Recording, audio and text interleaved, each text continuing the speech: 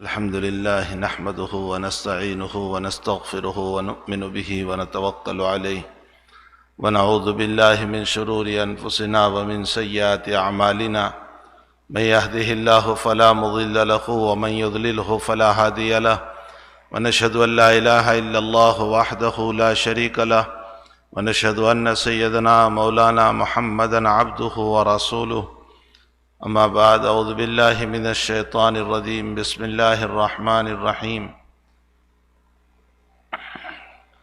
ترکت فیکم الثقلین لن تضلوا بعدی ان تمسکتم بہما کتاب اللہ وسنتی او کما قال صلی اللہ علیہ وسلم وقال اللہ تبارک وتعالی یا ایہا الذین آمنوا اطیعوا اللہ واطیعوا الرسول واولی الامر منکم صدق اللہ العظیم۔ بزرگان محترم، معزز بھائیو، دوستو، عزیزو، حق تعالیٰ جل شانہ نے انسان کی زندگی گزارنے کے لیے اور جانوروں اور حیوانوں جیسی زندگی سے نکل کر ایک خوبصورت زندگی گزارنے کے لیے ہمیں ایک سیمپل عطا فرمایا، ایک نمونہ عطا فرمایا، اور وہ سیمپل اور وہ نمونہ خاتم النبیین محمد الرسول اللہ صلی اللہ تعالی علیہ وسلم ہے۔ آپ کی ذات بابرکت، آپ کی ذات اقدس یہ امت کے لیے نمونہ ہے، سیمپل ہے۔ اگر کوئی جاب والا ہے تو اس کو بھی حضور پاک صلی اللہ علیہ وسلم کی زندگی میں قانون اور اصول ملیں گے کہ ایک جاب کرنے والوں کو کیسے جاب کرنا چاہیے، اس لیے کہ اللہ کے حبیب پاک صلی اللہ علیہ وسلم نے کسی کے گھر کی بکریاں بھی چرائی ہے کرائے پر، اس سے جاب کے مسائل نکلتے ہیں۔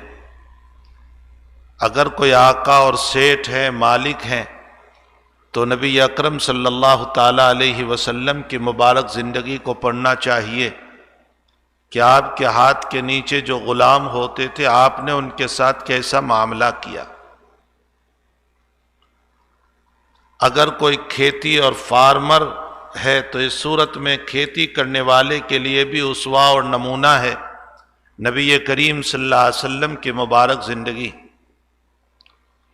اگر کوئی آدمی بزنس مین ہے تو آقا صلی اللہ تعالی علیہ وسلم نے خریدا بھی ہے، بیچا بھی ہے۔ آپ کی زندگی سے ایک بزنس مین کو بھی اصول ملیں گے۔ اگر کوئی قرض لیتا ہے تو قرض لینے والوں کو بھی اسوہ اور نمونہ ہے نبی کریم صلی اللہ علیہ وسلم کی مبارک زندگی میں۔ آپ ارشاد فرماتے ہیں بہترین قرض کا ادا کرنے والا وہ ہے جو قرض سے زیادہ دے، یہ سود اور انٹرسٹ نہیں ہوگا۔ سود اور انٹرسٹ تب ہوتا ہے جب قرض لینے کے موقع پر شرط لگائی ہو کہ میں 100 دے رہا ہوں اور 110 لوں گا، یہ تو سود ہے۔ لیکن اگر کسی آدمی نے 100 لیے اور اتنا ہی دینا تھا، لیکن اس 100 کے واپس کرنے پر میرے دل میں یہ جذبہ پیدا ہوا کہ میں 10 زیادہ دے دوں، اس لیے کہ آپ نے میری مصیبت کے موقع پر میری مدد کی ہے، تو اللہ کے نبی فرماتے ہیں یہ بہترین ادا کرنے والا ہے، یہ حسن اخلاق ہے۔ اگر کوئی وعدہ کرے تو وعدہ کرنے والوں کی زندگی نبی علیہ السلام کے لیے ہے۔ روایت میں ہے کہ ایک یہودی نے آپ سے وعدہ کیا یا کسی مسلمان نے آپ سے وعدہ کیا کہ میں فلاں وقت میں آپ کو ملوں گا۔ حضرت عصر کے وقت میں ملنے کا وقت تھا، عصر کے بعد انتظار کرتے رہے، مغرب ہو گئی، مغرب کے بعد انتظار کرتے رہے، عشاء ہو گئی، عشاء کے بعد مسجد ہی میں حضرت لیٹ گئے فجر تک، اور فجر کے بعد انتظار کیا تو آفتاب اور سن کے بہت زیادہ اوپر جانے کے بعد وہ صاحب آئے اور فرمایا میں کل بھول گیا تھا، فرمایا تم نے مجھ سے وعدہ کیا تھا، میں انتظار کرتا رہا۔ مبارک زندگی اتنی پیاری ہے، آج لوگ کہتے ہیں کہ فلاں عیسائی نے بہت اچھی بات کہی اور فلاں انگریز نے بہت اچھی بات کہی اور فلاں نے بہت اچھی بات کہی. ہمارے گھر کے اندر کھانا موجود ہے اور ہم دوسروں سے بھیک مانگ رہے ہیں. ہمیں کسی سے بھیک مانگنے کی ضرورت نہیں ہے. ہمیں جو شریعت ملی ہے، ہمیں جو دین ملا ہے، ہمیں جو اسوہ ملا ہے، ہمیں جو طریقہ ملا ہے، وہ اتنی جامع شریعت ملی ہے، اتنا بہترین دین ملا ہے، اتنے بہترین سیمپل ملا ہے محمد الرسول اللہ صلی اللہ علیہ وسلم کی ذات گرامی کا، کہ آپ کی ذات گرامی میں ساری باتیں موجود ہیں. اگر ایک بچہ ہے تو بچہ کیسے زندگی گزارے گا، آقا نے زندگی گزار کر بتایا. اگر ایک باپ ہے تو وہ اپنی اولاد سے کیسے معاملہ کرے گا، نبی اکرم صلی اللہ علیہ وسلم نے اپنی بیٹیوں اور بیٹوں کے ساتھ وہ معاملہ کر کے بتایا. روایت میں ہے کہ ایک صحابی رضی اللہ تعالیٰ عنہ، حضرت بشیر رضی اللہ تعالیٰ عنہ، حضور پاک صلی اللہ علیہ وسلم کی خدمت میں حاضر ہوتے ہیں. فرمایا یا رسول اللہ، یہ میرا بچہ ابھی پیدا ہوا اور میری بیوی کہہ رہی ہے کہ میں اس کو کچھ گفٹ دوں، تو میں اس کو ایک غلام گفٹ دے رہا ہوں، آپ گواہ بن جائیے. اس لیے کہ میری بیوی نے مجھ کو یہ کہا کہ نبی علیہ السلام کو گواہ بناؤ، تو میں آپ کے پاس آیا. حضرت نے فرمایا کہ تم نے اپنے دوسرے بیٹوں کو بھی دیا ہے؟ فرمایا نہ. فرمایا کہ میں ظلم پر گواہ نہیں بنتا. عدلوا بین اولادکم، اپنی اولاد کے درمیان انصاف کرو. ہاں ساتھ ساتھ روایتوں سے یہ ضرور معلوم ہوتا ہے کہ لیکن اگر کسی بچے کے اندر کوئی خاص وجہ ہے تو آپ اس وجہ کی بنیاد پر اس بچے کو زیادہ دینا چاہیں تو دے سکتے ہیں. باپ کی حیاتی میں مثلا وہ بچہ معذور اور مجبور ہے، چلنے پھرنے سے عاجز ہے، یا وہ بچہ بہت غریب ہے، یا وہ بچہ دین کی خدمت کر رہا ہے، یا اس بچے نے باپ کی خدمت بہت کی ہے، اور ان وجوہات کی بنیاد پر اگر باپ زیادہ دینا چاہے تو دے سکتا ہے. صدیق اکبر رضی اللہ تعالیٰ عنہ نے اپنی بیٹی حضرت عائشہ رضی اللہ تعالیٰ عنہ کو اپنی اولاد کے مقابلے میں 20 وسق زیادہ کھجوریں دی اور فرمایا بیٹی اس لیے میں تجھ کو دے رہا ہوں کہ تو زوجہ رسول صلی اللہ علیہ وسلم ہے، اللہ کے نبی کی بیوی ہے. تو کسی خاص بنیاد پر اپنے بیٹے میں جو پایا جا رہا ہے، مثلا وہ دین کی خدمت بہت کر رہا ہے، یا وہ غریب ہے بہت زیادہ دوسری اولادوں کے مقابلے میں، یا وہ معذور ہے، پاؤں سے ہاتھ سے بیماریاں ہیں، یا اور کوئی مسئلہ ہے، یا یہ کہ ماں باپ کی خدمت بہت کرتا ہے، تو اس صورت میں آپ اپنے اس بچے کو زیادہ دے سکتے ہیں، لیکن بلا کسی وجہ کے انصاف کرنا چاہیے. اعدلوا بین اولادکم. بہرحال میرے بھائیوں، میں یہ کہہ رہا تھا کہ ایک جامع شریعت اللہ تعالیٰ نے ہم کو عطا فرمائی، ایک مبارک شریعت ہم کو عطا فرمائی ہے. اس مبارک شریعت میں ایک میاں بیوی زندگی کیسے گزارے اور نکاح کی حقیقت کیا ہے، اس کو بھی نبی اکرم صلی اللہ علیہ وسلم نے بیان فرمایا. نکاح رسم نہیں ہے اسلام میں، یہ خوب یاد رکھیں. نکاح عبادت ہے. جب ہی تو آیات پڑھی جاتی ہے قرآن کریم کی، جب ہی تو حدیث مبارکہ پڑھی جاتی ہے. نکاح عبادت ہے، بلکہ حضور پاک صلی اللہ علیہ وسلم نے اس کو اپنا طریقہ بتایا، اپنی سنت بتایا. النکاح من سنتی، نکاح میری سنت ہے. اور جب انسان نکاح کرے تو نکاح کے موقع پر نیت یہ ہونی چاہیے کہ میں نبی علیہ السلام کی سنت ادا کر رہا ہوں. ہمارے اکابر فرماتے ہیں کہ دو طرح کی نیت تو ہم سمجھتے ہیں، ایک اچھی نیت جس کو نیت حسنہ کہا جاتا ہے، اور ایک بری نیت. نیت حسنہ، میں کوئی کام کر رہا ہوں اور میری نیت یہ ہے کہ اللہ راضی ہو جائے، یہ نیت حسنہ ہے. اور بری نیت، میں آپ کو دکھانے کے لیے کوئی کام کروں، شہرت کے لیے کوئی کام کروں، دولت کے لیے کوئی کام کروں، پیسوں کے لیے کوئی کام کروں، یہ میری بری نیت ہے. ایک اچھی نیت ہوتی ہے، ایک بری نیت ہوتی ہے. یہ دو نیتیں تو ہم جانتے ہیں، لیکن ہمارے بزرگان دین فرماتے ہیں ایک تیسری نیت ہم نہیں جانتے. نیت کی ایک تیسری بھی قسم ہے، اور وہ کون سی ہے؟ بے نیت. ہم بہت سے کام وہ کرتے ہیں کہ کوئی نیت نہیں ہوتی. جاب پہ جا رہے ہیں، کوئی نیت نہیں.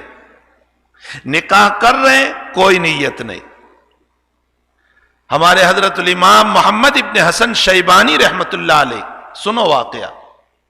امام محمد ابن حسن شیبانی رحمت اللہ علیہ وہ امام ہے جو امام ابو حنیفہ کے اجل شاگردوں میں سے ہے. علوم کا ایک پہاڑ ہے. امام محمد ابن حسن شیبانی رحمت اللہ علیہ کے پاس ایک آدمی آیا کہ میرے والد صاحب کا انتقال ہو گیا ہے، حضرت آپ جنازے کے لیے چلے. حضرت اس وقت کتاب پڑھ رہے تھے، کتاب میں مشغول تھے. جیسے ہی اس آدمی نے کہا کہ حضرت جنازہ ہے، آپ گھر چلے میرے والد صاحب کے جنازے میں،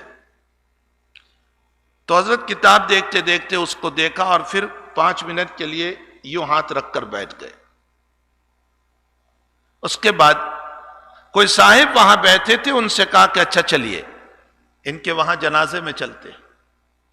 جنازے کی نماز پڑھ لی. اس کے بعد اس مرحوم کے بیٹے نے جو اطلاع دینے آئے تھے، حضرت امام محمد رحمت اللہ علیہ سے پوچھا کہ حضرت میں جب آپ کو خبر دینے آیا تو آپ نے مجھے دیکھا، پھر 5 منٹ کچھ سوچتے رہے، وہ وجہ کیا تھی؟ امام محمد رحمت اللہ علیہ نے فرمایا کہ جب تو نے مجھ کو اطلاع دی تو میں یہ سوچنے لگا کہ تیرے والد کے جنازے میں میں تیری محبت پر آ رہا ہوں یا اللہ کی رضا پر جا رہا ہوں. اللہ اکبر. آقا صلی اللہ علیہ وسلم نے فرمایا مسلمان کے مسلمان پر 10 حقوق ہے. اگر مسلمان بیمار ہو جائیں تو عیادت کرو. آج میں اور آپ یا تو نیت یہ ہوتی ہے کہ وہ میرے تعلق میں ہیں اس لیے میں خبر لینے جا رہا ہوں، یا پھر کوئی نیت ہی نہیں ہوتی. اگر اس بنیاد پر خبر لینے جا رہے ہیں کہ تعلق میں ہے اس لیے جا رہا ہوں تو سنت نہیں ہوا، یا کوئی نیت نہیں ہے تو بھی سنت نہیں ہوا. فرمایا کہ اگر چھینک آ جائے مسلمان بھائی کو اور وہ الحمدللہ کہیں تو تم یرحمک اللہ کہو، اس کو جواب دو. انتقال ہو جائے اس کے جنازے میں شریک رہو، یہ سب سنتیں ہیں. امام محمد ابن حسن شیبانی رحمت اللہ علیہ فرماتے ہیں کہ میں یہ سوچ رہا تھا کہ جب تو نے مجھ کو کہا کہ میرے والد صاحب کا جنازہ ہے تو میں یہ سوچنے لگا میں تیری محبت میں آ رہا ہوں یا اللہ کی رضا کے لیے آ رہا ہوں. پھر میرے دل نے کہا کہ نہیں، میں نبی کی سنت کے لیے آ رہا ہوں، اس لیے پھر میں بعد میں چلا. یہ ہمارے اکابر کی زندگی ہے، جن کی زندگیوں سے یہ پتہ چلتا ہے کہ وہ ہر عمل کو نبی کریم صلی اللہ علیہ وسلم کی سنت کو مد نظر رکھتے ہوئے کام کیا کرتے تھے. ہمارے بہت سارے اعمال وہ ہوتے ہیں جس میں کوئی نیت نہیں ہوتی. اگر بری نیت ہے تو بھی ثواب نہیں ملے گا، اور اگر کوئی نیت نہیں ہے تو بھی ثواب نہیں ملے گا. اس لیے ہمیں نیک کاموں کے اوپر اچھی نیتیں کرنا چاہیے. نکاح کے موقع پر کسی کے جی کو خوش کر دینا، کسی کے دل کو خوش کر دینا، اس کو بارک اللہ لکما کی دعا دے دینا، اس کو 2 اچھے کلمات کہہ دینا، یہ بھی کسی کے جی کو خوش کرنے کا ثواب ہے. نبی اکرم صلی اللہ تعالی علیہ وسلم کی سنت مبارکہ ہے. بخاری شریف کتاب الجنائز میں روایت ہے کہ ایک عورت آئی اور اللہ کے حبیب پاک صلی اللہ علیہ وسلم کی خدمت میں ایک عبا جو اوپر پہنا جاتا ہے حضرت کی خدمت میں پیش فرمایا، اور فرمایا یا رسول اللہ اس کی آستین کی جو جھالر ہے اور اس کی جو جھالر ہے میں نے اپنے ہاتھوں سے بنائی ہے. وہ جانتی تھی تو فرمایا میں نے میرے ہاتھوں سے. روایت میں ہے کہ حضرت نے یوں کر کے اس کے پاس سے لیا، جھک کر کے اس کے پاس سے لیا.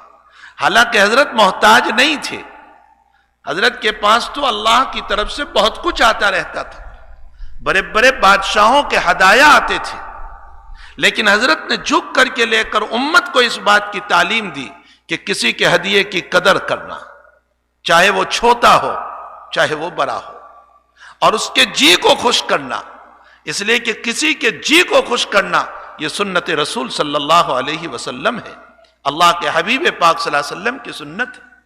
نظام الدین اولیاء رحمت اللہ علیہ کے ملفوظات میں، نظام الدین اولیاء رحمت اللہ علیہ کتنی بڑی شخصیت، آپ کے ملفوظات میں لکھا ہے کہ قیامت کے دن تمہارے ترازو کو جھکانے کے لیے اور نیکیوں کے پلرے کو جھکانے کے لیے سب سے زیادہ وزنی اگر کوئی چیز ہوگی تو وہ 2 عمل ہوں گے، اور وہ ایک عمل ہے کسی کے جی کو خوش کر دینا سنت رسول سمجھ کر، بشرطے کہ وہ گناہ کا کام نہ ہو، اور دوسرا کسی ٹوٹے ہوئے کو آپس میں جوڑ دینا، چاہے وہ لڑکا اور لڑکی غیر شادی شدہ تھے، شادی کے ذریعے سے جوڑ دیا، یا ماں اور باپ میں یا اولاد اور باپ میں اختلاف تھا، آپ نے ان کو اصلاح کر کے صلح کر کے جوڑ دیا، یا بھائی بہن میں اختلاف تھا، آپ نے آپس میں ان کو جوڑ دیا، یا میاں بیوی میں اختلاف تھا، آپ نے ان کو صلح کر کے جوڑ دیا۔ فرمایا قیامت کے دن نہ نمازوں کا وزن اور نہ روزوں کا وزن اور نہ زکوٰۃ کا وزن، اگر وزن ہوگا تو ان اعمال کا وزن ہوگا۔ نظام الدین اولیاء رحمت اللہ علیہ کی اس بات کی تائید علامہ ابن شاہین محدث کبیر رحمت اللہ علیہ کی اس روایت سے بھی ہوتا ہے جس میں آپ نے نقل فرمایا ما یوضع فی المیزان اثقل من خلق حسن، فرمایا قیامت کے دن سب سے زیادہ وزنی جو چیز ہوگی، سب سے زیادہ وزنی وہ اچھے اخلاق ہوں گے، اچھے اخلاق۔ اسی لیے آقا صلی اللہ علیہ وسلم بار بار اپنی باتوں میں تنبیہ فرماتے ہیں، صدقہ نماز پڑھو، روزہ رکھو، زکوٰۃ دو، ایمان مضبوط بناؤ، صدقہ کرو۔ صحابہ پوچھتے ہیں یا رسول اللہ مال نہیں ہے کیا کریں؟ فرمایا اچھی بات کہو، اس پر بھی اللہ صدقے کا ثواب دے گا۔ فرمایا میں اچھی بات بھی نہیں کر سکتا ہوں، نبی فرماتے ہیں صلی اللہ علیہ وسلم خاموش رہو، اپنی زبان بند کرو، کسی کو تکلیف نہ پہنچاؤ، اللہ اس پر بھی صدقے کا ثواب عطا فرمائے۔ تو اچھے اخلاق بہت بڑی چیز ہے۔ نظام الدین اولیاء رحمت اللہ علیہ فرماتے ہیں کہ کسی کے جی کو خوش کر دینا یا آپس میں ٹوٹے ہوئے 2 آدمیوں کو ملا دینا، یہ قیامت کے دن ہماری نیکیوں کے پلرے کو وزنی بنا دے گا اور ہمارے لیے جنت کا فیصلہ کروا دے گا یہ عمل۔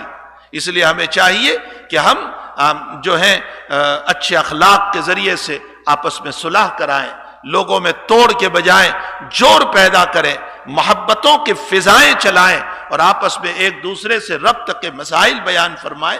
تو مسئلہ یہ ہے کہ ایک تو حسن نیت ہوتی ہے، ایک بری نیت ہوتی ہے، ایک بے نیتی ہوتی ہے۔ ہمارے کتنے کام وہ ہیں کہ جس پر کوئی نیت نہیں ہوتی، نکاح پڑھ رہے ہیں لیکن نیت کچھ بھی نہیں ہے، جاب پہ جا رہے ہیں نکاح کچھ بھی نہیں ہے، بیوی کی کفالت کر رہے ہیں نیت کچھ بھی نہیں ہے۔ تو بہت سارے اعمال میں نیت نہیں ہوتی اور نیت نہ ہونے کی وجہ سے ہمیں سنت کا ثواب نہیں ملتا ہے۔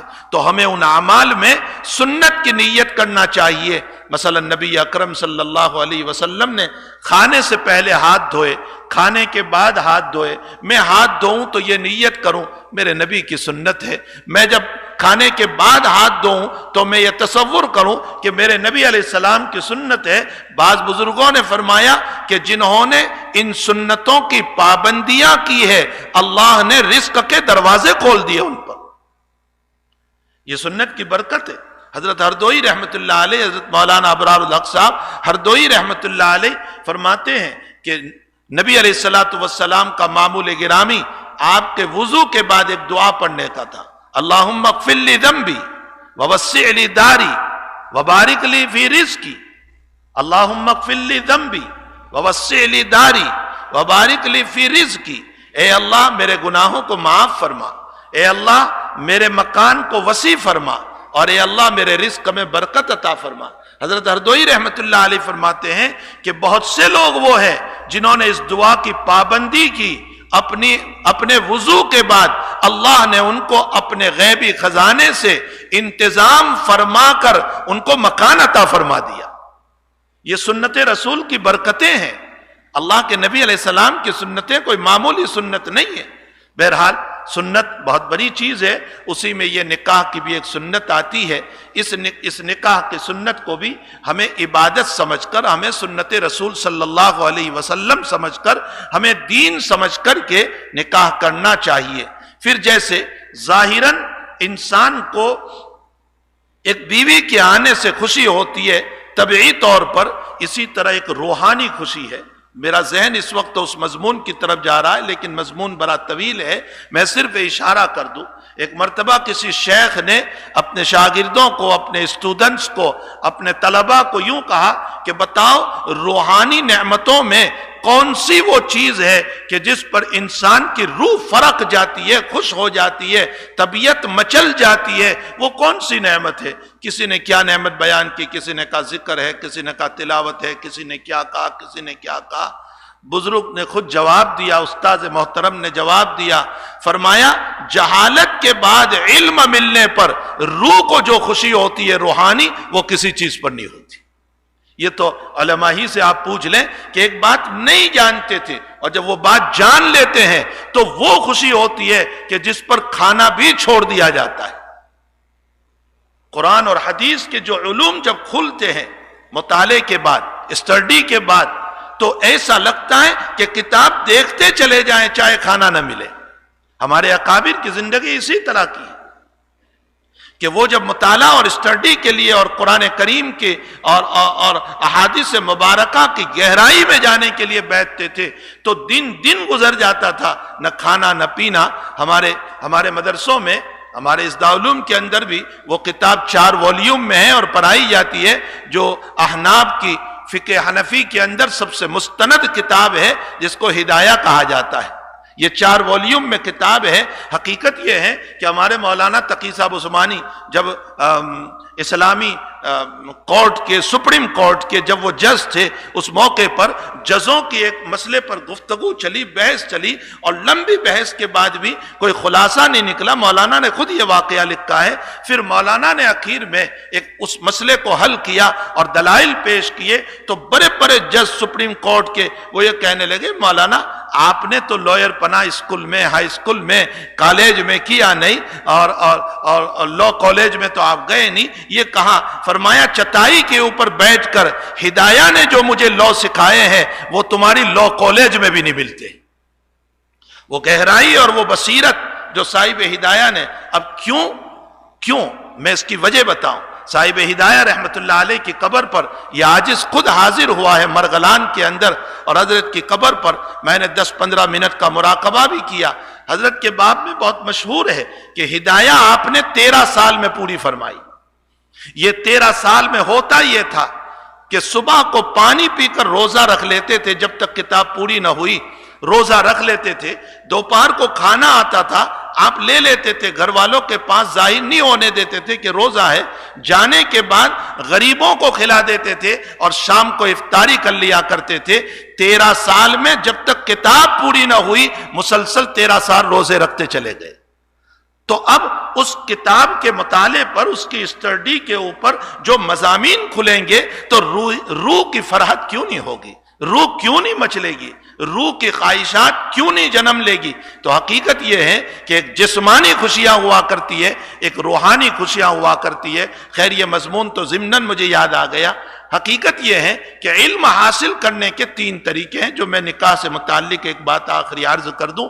علم حاصل کرنے کے 3 طریقے ہیں۔ ایک مشاہدہ ہے، معاون کو دیکھ کر کے علم ملتا ہے، دنیا کو دیکھ کر علم ملتا ہے، حالات کو دیکھ کر علم ملتا ہے، غموں کو دیکھ کر علم ملتا ہے، دشمنوں کو دیکھ کر علم ملتا ہے، دوستوں کو دیکھ کر علم ملتا ہے، اپنوں سے تجربے کے بعد علم ملتا ہے، پرایوں سے تجربے کے بعد علم ملتا ہے۔ جو اپنے ساتھ بیٹھنے والے ہوتے ہیں جب دسترخوان پر وہ دشمن بنتے ہیں تو ان سے ایک علم ملتا ہے۔ ایک علم مشاہدہ سے ملتا ہے، دیکھنے سے ملتا ہے، اور ایک علم مطالعے سے ملتا ہے، یعنی اسٹڈیز کے ذریعے سے، کتابوں کو دیکھنے کے ذریعے سے انسان کو علم ملتا ہے۔ یہ علم بھی بڑا زبردست ہے، لیکن افسوس کیا کہیں کہ علم کا ذوق امت سے ختم ہو گیا۔ امت تو بہت دور کی بات ہے، ہم علماء کے اندر سے علم کا مطالعے کا ذوق ختم ہو گیا۔ اب ہمارے علماء کا حال یہ ہو گیا ہے کہ وہ بھی گوگل کے اوپر اور انٹرنیٹ کے اوپر اور کہیں یوٹیوب پر اور ادھر ایک دو باتیں آ گئی، اس کو لے کر کے بیٹھ گئے، اور حقیقی علوم جو کتاب میں ہے، جو مطالعے کی چیز ہے، اس مطالعے کو چھوڑ دیا۔ ڈھیر ساری کتابیں پڑھی ہوئی ہے، لیکن حقیقت یہ ہے کہ وہ کتابیں جو ہیں وہ دیمک کے حوالے ہو رہی ہے، وہ کیڑوں کے حوالے ہو رہی ہے، اور ان کتاب کا مطالعہ کرنے والا کوئی نہیں ہے۔ تو عوام تو کیا مطالعہ کریں گے؟ علماء کی زندگی میں بھی مطالعہ نہیں رہا ہے۔ بہرحال ایک علم ملتا ہے مطالعے کے ذریعے سے، اسٹڈی کے ذریعے سے، یہ دو طریق ہوئے، اور ایک تیسرا طریق علم کا جو ہے وہ تبادلہ خیال ہے۔ تبادلہ خیال کا مطلب یہ ہے کہ میں آپ سے بیٹھ کر کے کچھ باتیں لوں، آپ مجھ سے بیٹھ کر کے کچھ باتیں لیں۔ حضرت الامام غزالی رحمت اللہ علیہ نے علم حاصل کرنے کے جو طرق بیان فرمائے ہیں احیاء العلوم کے اندر، اس میں ایک طریق یہ بتایا ہے کہ دوستوں سے علم اس طرح حاصل کریں کہ میں آپ سے کچھ علم لوں، آپ مجھ سے کچھ علم لیں، آپ کی باتیں میرے اندر آئیں، میری باتیں آپ کے اندر آئیں۔ فرمایا ایک دوسرا طریق یہ ہے کہ دشمن سے میں علم حاصل کروں اس طرح پر کہ اس نے میرے ساتھ بے وفائی کی تو مجھے علم ملتا ہے، یا وہ جو کلمات بول رہا ہے اس سے مجھ کو علم مل رہا ہے، یا وہ جو باتیں کر رہا ہے اس سے مجھ کو ایک علم مل رہا ہے۔ فرمایا دوستوں سے بھی علم ملتا ہے، دشمنوں سے بھی علم ملتا ہے، تو بھلا اپنی بیوی اور ہسبینڈ سے زیادہ بڑا دوست کون ہو سکتا ہے؟ رفیق حیات سے بڑھ کر دوست کون ہو سکتا ہے؟ اس لیے حق تعالی نے جو مقدر میں لکھا تھا کہ یہ اس کی بیوی بنے گی، یہ اس کا شوہر بنے گا، تو اس پر بھی اللہ کا شکر ادا کرنے کی ضرورت ہے کہ میری 20 سال کی عمر ہو گئی، میری 25 سال کی عمر ہو گئی، مجھے نہیں پتا تھا کہ یہ میری وائف بنے گی، یہ میرا شوہر بنے گا، اللہ نے فضل فرما کر مجھ کو ملا دیا، اس کا احسان ہوا، اس مالک کا احسان ہوا کہ اس نے ہم کو ملایا۔ اب ہم آپس میں تبادلہ خیالات، بیوی کے اندر جو باتیں اچھی ہے، صبر کی ہو، قناعت کی ہو، تقوی کی ہو، ورع کی ہو، دینداری کی ہو، پرہیزگاری کی ہو، اور کم پیسوں میں زندگی گزارنے کی ہو، ایک شوہر کو اپنانا چاہیے۔ اور ایک شوہر کی زندگی کے اندر ایک نیکی، ایک تقوی، ایک پرہیزگاری، ایک صدقہ، اللہ کے راستے میں خرچ کرنا، ایک وسیع دل رکھنا، ایک معافی کا مسئلہ جو شوہر کی زندگی میں ہے وہ بیوی کو اپنانا چاہیے۔ یہ دونوں رفیق ہیں، دونوں ساتھی ہیں، دونوں پارٹنر ہیں، اور ایسے زبردست پارٹنر ہیں کہ ایک دوسرے کی زندگی سے اچھے اخلاق، اچھا کلچر، اچھی زندگی لے سکتے ہیں اگر آپس میں طے کر لیں تو۔ اور اگر صرف نقص ہی نکالنے پر آتے رہیں گے تو بیوی ساری زندگی شوہر کی برائی کرتی رہے گی، اور شوہر ساری زندگی بیوی کی برائی کرتا رہے گا۔ نتیجہ یہ ہوگا کہ ہسبینڈ وائف میں محبت کی زندگی کبھی نہیں ہو سکتی ہے۔ اس لیے ایک بیوی کو چاہیے کہ اپنے شوہر کی اچھی باتوں کو اپنانے کی فکر کرے، اور ایک شوہر کو چاہیے کہ اپنی بیوی کے اندر جو اچھی باتیں ہیں اس کو اپنانے کی فکر کرنا چاہیے۔ فطری باتیں جو ہوا کرتی ہے ساری زندگی پوری ہو جائے گی، اس فطری بات کو تم بدل نہیں سکتے ہو۔ جو فطری طور پر، جو نیچرلی طور پر اللہ تعالیٰ نے صفت پیدا کر دی ہے، اس کو تو ہم بدل سکتے ہی نہیں۔ نبی کریم صلی اللہ علیہ وسلم کا ارشاد ہے کہ ساری زندگی ایک عورت کے اوپر احسان کرو، اور ایک مرتبہ اگر شوہر کی طرف سے ناراضگی کا مسئلہ ہو گیا تو بیوی فوراً یوں کہہ دیتی ہے کہ میں نے تیری طرف سے کبھی خوشی نہیں دیکھی، میں نے تیری طرف سے کبھی سکون نہیں دیکھا۔ یہ اس کی فطری بات ہے، یہ اس کی نیچرلی بات ہے، یہ اس کی طبیعت بنی ہوئی ہے۔ آپ ساری زندگی اس کو بدلنا چاہے تو نہیں بدل سکتے ہیں، یہ اس کا مزاج ہے۔ مزاج کے اوپر نہ جاؤ، اگر مزاج پر جائیں گے تو زندگی محبت کے بجائے کڑوی بنتی چلی جائے گی، اور گھر جنت کے بجائے جہنم بنتا چلا جائے گا۔ اور اگر میں اور آپ اچھے اخلاق پر، اچھے کیریکٹر پر، اچھی زندگی پر اگر ہم چلے گئے تو اس شکل میں انشاءاللہ تعالی دونوں پارٹنر ایک دوسرے کے لیے ایک اچھی تعلیم دینے کا ذریعہ بنیں گے۔ حق تعالی جل شانہ ہمیں اپنی زندگی کی تمام باتوں کو سنت رسول صلی اللہ تعالی علیہ وسلم کے مطابق گزارنے کی توفیق عطا فرمائے، اور ہمارا ہر مسئلہ، ہمارا ہر معاملہ، ہمارا ہر کام چاہے وہ عبادت کے علاوہ ہی کیوں نہ ہو، ہماری اچھی نیت ہونی چاہیے۔ جاب پر جائیں تو ہماری نیت ہو کہ میں حلال کمانے جا رہا ہوں تاکہ گھر والوں کا خرچہ پورا کروں، انشاءاللہ قدم قدم پر اللہ ثواب عطا فرمائیں گے۔ دکان پر بزنس پر آپ جا رہے ہیں، یہ نیت کر لیں حلال کمائی میرے رب نے فرض کی ہے، میں اس لیے جا رہا ہوں، تو اس کے اوپر اللہ ثواب عطا فرمائیں گے۔ تو بے نیتی کے بھی کوئی کام نہ کرو، بری نیت سے بھی کوئی کام نہ کرو، بلکہ ہر عمل کے اندر اچھی نیت رکھو۔ کتنی اچھی بات ہے کہ ہم خرما و ہم ثواب، نیت ہی تو کرنا ہے، باقی جو کام ہوتے رہیں گے وہ تو ہوتے ہی رہیں گے، جو ملنا ہے وہ تو ملتا ہی رہے گا۔ اللہ تعالیٰ مفت کا ثواب بھی عطا فرمائیں گے۔ حق تعالیٰ جل شانہ ہم تمام کو اپنی زندگی کو محمد الرسول اللہ صلی اللہ علیہ وسلم کی مبارک زندگی پر چلنے کی، چلانے کی توفیق عطا فرمائے۔ وصلی اللہ علی النبی الکریم برحمتک یا ارحم الراحمین۔